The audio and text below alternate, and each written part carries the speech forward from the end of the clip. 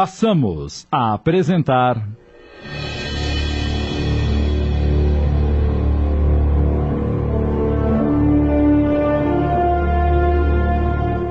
Reflexos do Passado, inspirado na obra de Cida Romagnoli Moraes, adaptação de Sidney Carbone.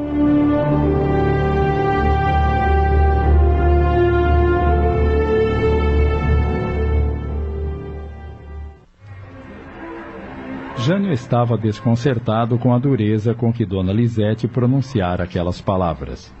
Informou-lhe que estava na casa de sua irmã Divina, em Nova Luz. Muito bem. Agora me diga, alguém o viu aqui na fazenda? Só uma mocinha que está trabalhando na casa da senhora. Não a conhecia e ela também não sabe quem eu sou. Disse que era um empregado da fazenda e ela acreditou. Mais alguma coisa, Dona Lisete? Mais nada. Volte para Nova Luz e não apareça mais aqui. Sim, senhora. Eu só queria que a senhora não ficasse com raiva de mim por causa... Vá embora, Jânio, por favor. Ele afastou-se chateado, montou no cavalo que o esperava na beira da estrada e... Nem bem o galope do cavalo havia desaparecido, Lisete sentou-se novamente sob a copa da árvore e... caiu num choro convulsivo. Sentia-se desesperada e muito triste. Aquelas revelações eram terríveis. Sabia que o marido e os cunhados tinham alguma culpa na morte da família de João Eleutério, mas aquilo era bem pior do que sequer poderia imaginar. Indignou-se também pelo assassinato frio e premeditado do comprador das suas fazendas. Nem por um momento, entretanto, se preocupou com o possível prejuízo que poderia ter, mas com a monstruosidade cometida. Nada daquilo poderia imaginar que ocorrera ali, debaixo do seu nariz, com uma atrocidade tão grande. Não sabia como agiria daqui para frente na presença dos três homens. Sentia ao mesmo tempo repugnância e terror. Precisava esfriar a cabeça e então pensaria no que fazer. Naquele momento, as lágrimas a impediam de decidir qualquer coisa. Quase meia hora depois, esgotado o manancial de lágrimas, ainda trêmula, colocou a carta dentro do livro que estava lendo e guardou na mochila. Cambaleante, sentindo o chão fugindo de seus pés, dirigiu-se até um mourão de cerca, onde seu cavalo estava amarrado, montou e... Eia, menino! Retornou para sua casa.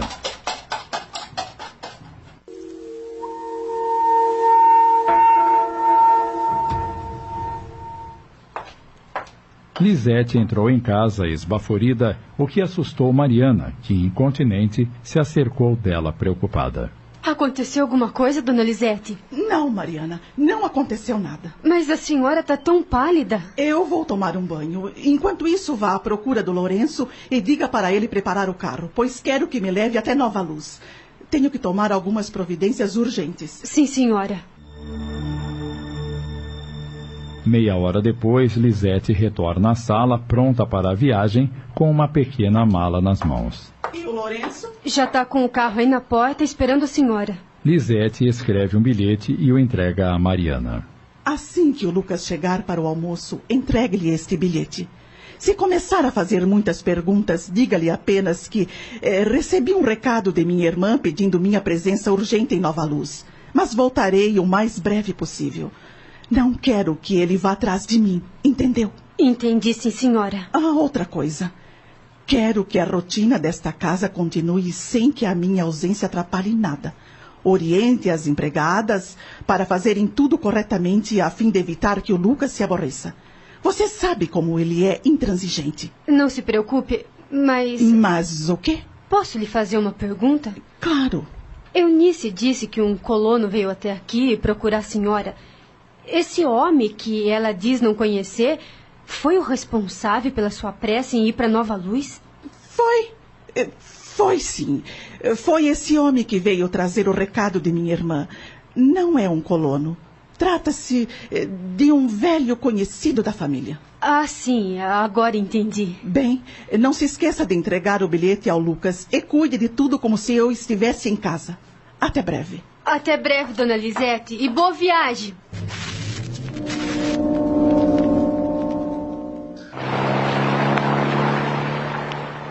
A viagem até Nova Luz parecia não ter fim.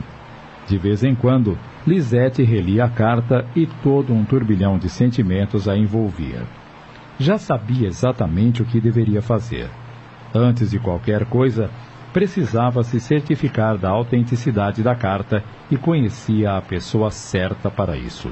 Tão logo chegue a Nova Luz, entrarei em contato com Antônio Miranda, que é um ótimo detetive.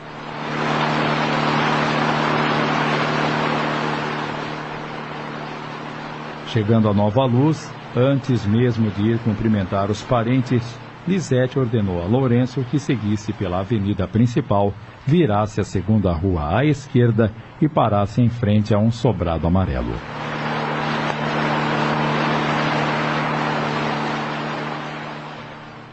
Assim que o carro parou, ela desceu e... Preciso falar com uma pessoa que tem escritório neste sobrado. Voltarei em uma ou 2 horas. Lisete entrou no sobrado e subiu até o segundo andar, onde ficava o escritório do detetive Miranda. Foi recebida calorosamente pela secretária. Afinal, a sua presença ali era uma honra. Todos a admiravam muito, não apenas pelo seu caráter ilibado, mas principalmente porque sabiam da justiça e amor com que tratava os colonos e serviçais da fazenda. Imediatamente foi encaminhada ao gabinete de Miranda. Dona Lisete, mas que prazer recebê-la em meu modesto escritório. A que devo a honra de sua presença? Boa tarde, Antônio. É muito bom revê-lo, embora as circunstâncias não sejam as melhores. Noto a abatida. Mas sente-se, fique à vontade. Em que posso lhe ser útil? Ela retira a carta do bolso do vestido e entrega a ele. Veja isto. O detetive abre a carta e começa a ler. Lisete ficou observando as reações do amigo, porém ele não deixou transparecer absolutamente nada. E então, o que me diz sobre essa carta? Bem, dona Lisete, tenho como princípio não tirar nenhuma conclusão precipitada. O conteúdo dessa carta é gravíssimo, sem sombra de dúvida. Porém, antes necessito de mais elementos. Preciso saber como ela chegou em suas mãos e por quem. Também é necessário observarmos o que motivou essa pessoa a entregá-la depois de tantos anos. A carta foi-me entregue por Jânio, um antigo colono que Lucas demitiu sem justa causa. E o que é pior, depois de chicoteá-lo na frente de todos os outros trabalhadores. Bem, aí já temos um elemento. Vingança. Por que essa carta estava com ele? Lembra-se de Geraldo, o mascate da roça? Sim, claro, claro. Jânio se encontrou com um senhor chamado Homero, que também é mascate, e segundo me disse, era muito amigo do Geraldo. Esta carta foi parar nas mãos desse Homero dentro de uma caixinha de música. Nem perguntei para o Jânio como esse amigo conseguiu a carta. Estava tão aturdida que não consegui sequer entrar em detalhe com ele. É perfeitamente compreensível, dona Lisete. Mas isso não é problema. Entrarei em contato com ambos, Homero e Jânio. Sabe onde posso encontrá-los? O Jânio está morando aqui em Nova Luz com uma irmã chamada Divina. Trata-se de uma costureira bastante conhecida. Quanto a esse senhor Homero, não perguntei como encontrá-lo. Só pode estar na pensão dos viajantes. É o pouso certo de todos os mascates. E quanto à caixinha de música? A senhora ficou com ela também? Estamos apresentando Reflexos do Passado. Voltamos a apresentar Reflexos do Passado. Adaptação de Sidney Carbone.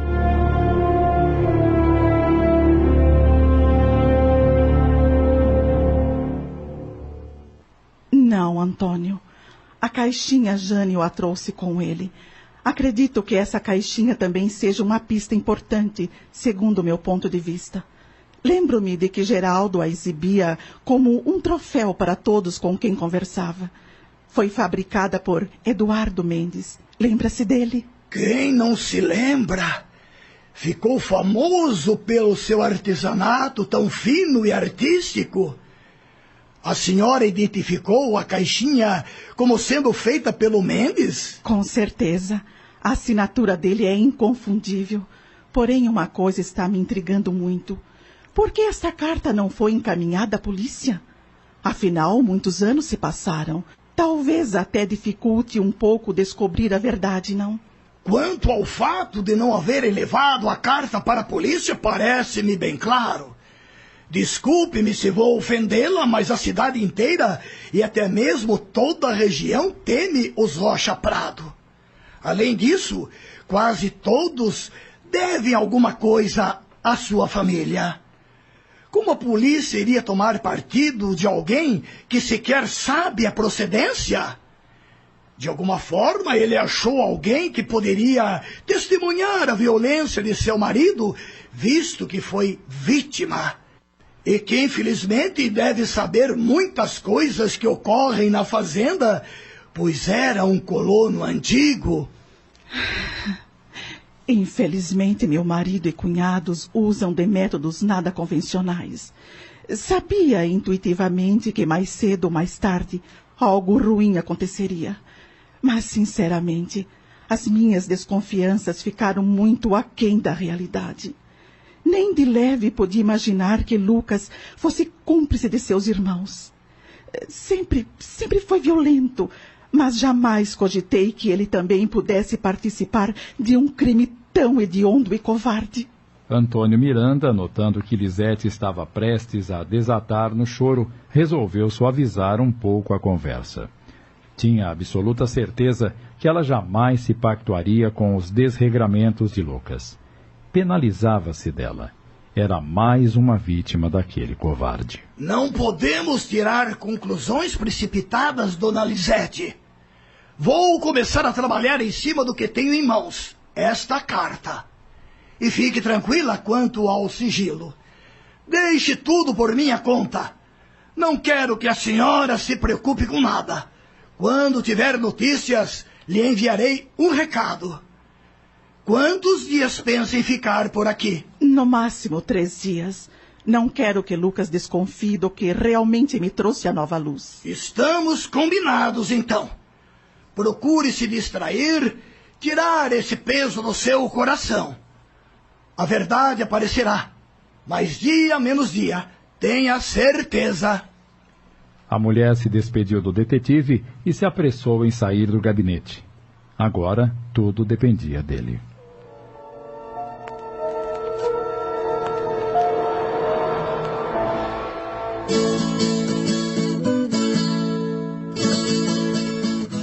Enquanto isso, na fazenda Rocha Prado, Lucas, acompanhado pelos 2 irmãos, acabavam de chegar para o almoço. Lucas, estranhando que Lisete não estava na sala, bordando como sempre, berrou. Lisete, onde você se meteu? Já chegamos para o almoço, venha me servir. Imediatamente, Mariana entrou apressada com 2 grandes travessas nas mãos, onde fumegava a comida, seguida de Eunice, que trazia uma jarra de limonada e as colocaram sobre a mesa. Onde está Lisete? Lisete? Dona Lisete não está, seu Lucas. Foi para Nova Luz. O que está me dizendo? O que ela foi fazer em Nova Luz? Mariana retirou do bolso do avental o bilhete de sua patroa e lhe entregou, apenas dizendo que Lourenço a havia levado, e retirou-se da sala juntamente com Eunice. Lucas leu o bilhete, bufando de raiva, e despedaçou-o em 1000 pedacinhos, jogando-os ao chão. Não me faltava mais nada. A irmã tem uma vertigem qualquer e Lisete corre atendê-la como se fosse uma médica. Larga todos os compromissos da casa para servir a irmãzinha mimada. Mas isso não vai ficar assim. Será a última vez que ela sai de casa sem o meu consentimento. Vou dar ordem expressa ao Lourenço para não levá-la sob pena de ser mandado para o olho da rua. Assim é que se fala, irmão. Mulher a gente tem que trazer no capresto. Além disso, sua mulherzinha solta por aí pode representar um perigo para você, não é mesmo? De repente, alguém pode lhe contar umas coisinhas, alguns segredinhos. Júlio tem razão. Não é nem um pouco conveniente que Lisete ande sozinha fora da fazenda, longe das suas vistas. Já não lhes disse para não tocarem mais nesse assunto? Não deixei bem claro que está morto e enterrado? Bem morto. E muito bem enterrado. Parem com isso, se não quiserem ir comer do galpão com os colonos. Vamos almoçar em silêncio. Foi claro? Os dois balançaram a cabeça e se entreolharam com expressão cínica no canto da boca. Após o conturbado almoço, Júlio e Roberto saíram da mesa antes de Lucas. O mau humor do irmão estava deixando-os irritados. Assim que ficou sozinho... Mariana! A cozinheira acorreu imediatamente. O que o senhor deseja, patrão? Como é que a Lisete ficou sabendo que a irmã estava precisando dela? Por conta de um mensageiro de Nova Luz. Ele falou com ela aqui? Não, senhor. Dona Lisete estava passeando a cavalo. Ele perguntou por ela e depois foi atrás. Era algum conhecido? Não, senhor. Então me explique como ele foi procurá-la sem conhecer a fazenda. Não sei explicar, patrão. Dona Lisete não me disse como se encontraram. Quando ela voltar, o senhor pergunta para ela. Você também está ficando com a língua afiada, Mariana. Só estou dizendo o que eu sei. Foi você quem atendeu o estranho? Não, senhor. Foi a Eunice. Pois mande essa moça vir aqui, agora. Sim, senhor. Eu vou chamar ela. Quase que imediatamente, Eunice apareceu na sala. Estava com o rosto vermelho e os olhos assustados. O que o senhor quer, patrão? Foi você quem atendeu o estranho que veio à procura da sua patroa? Sim, senhor. E já tinha visto essa pessoa por aqui alguma vez? Nunca, senhor. Ele disse como se chamava? Não, senhor. Por que então você falou que Lisete estava cavalgando? Não era um estranho? Bem, ele... Quase ela deixou escapar que ele havia se identificado como um colono da fazenda. Porém, lembrou-se do que Mariana lhe pedira e remendou. Ele se mostrou muito educado. Pensei que morava perto numa das fazendas. Não vi nada de mal. Pois aprenda que antes de sair falando onde sua patroa está ou o que esteja fazendo, tem que saber quem é a pessoa. Se não a conhecia, deveria ter chamado Mariana. Nunca mais fale com estranhos, muito menos lhes dê qualquer tipo de informação. Você não está autorizado a fazer isso, entendeu? Aliás, ninguém desta casa está autorizado, nem mesmo a Mariana. Sim, senhor. Agora assuma da minha frente. Sim, senhor. Cambada de incompetentes. Lucas estava muito intrigado. Sentia que alguma coisa estava errada, mas não sabia identificar o que. Estava aborrecido e contrariado pela atitude da mulher, que jamais fizera esse tipo de coisa. Ela não devia ter ido à cidade sem a minha autorização. A menos que não quisesse que eu soubesse dessa viagem. Há alguma coisa estranha no ar.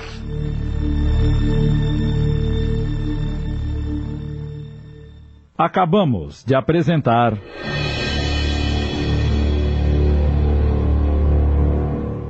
Reflexos do Passado. Minissérie em 15 capítulos, inspirado na obra de Cida Romagnoli Moraes. Adaptação Sidney Carbone.